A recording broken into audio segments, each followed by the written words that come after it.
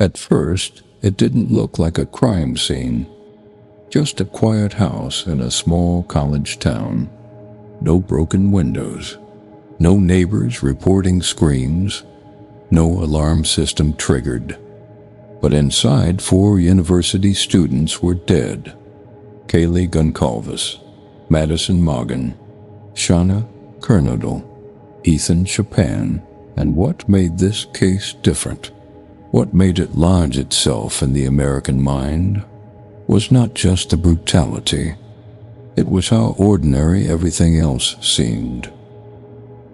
November 13th, 2022, Moscow, Idaho. Police respond to a call near the University of Idaho campus after a surviving roommate senses something is terribly wrong. Inside the home, 4 students, friends, classmates had been stabbed to death while asleep. There were no signs of forced entry, no immediate suspect, and for days, law enforcement released almost nothing. The town froze. Parents pulled students from campus. Speculation filled the silence.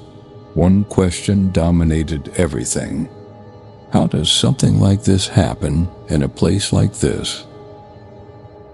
Investigators moved quietly. Digital footprints, cell phone data, security cameras from nearby streets. A white Hyundai Elantra became the first public lead. Then came the forensic detail that shifted the case.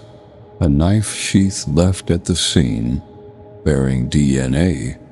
Weeks passed, pressure mounted, public frustration grew, and just before the year ended, police announced an arrest.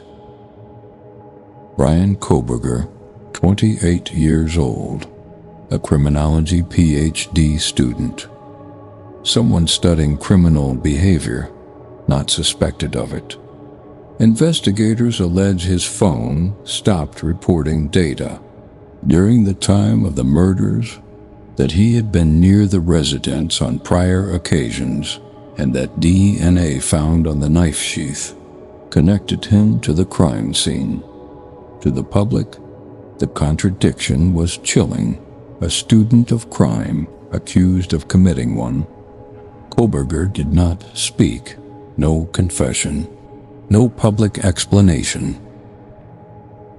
Then, in July 2025, everything changes. Instead of facing a jury, Kohberger enters a plea agreement. He pleads guilty to 4 counts of first-degree murder and burglary. In exchange, prosecutors remove the death penalty from the table. There will be no trial, no cross-examination, no public explanation of motive. The judge sentences Kohberger to 4 consecutive life terms without the possibility of parole, plus 10 additional years. For some families, the sentence brings certainty. For others, it brings anger, because while guilt is now legally established, many questions remain unanswered. Why this house? Why these students? Why that night? The courtroom closes, documents are sealed, and the motive remains officially unknown.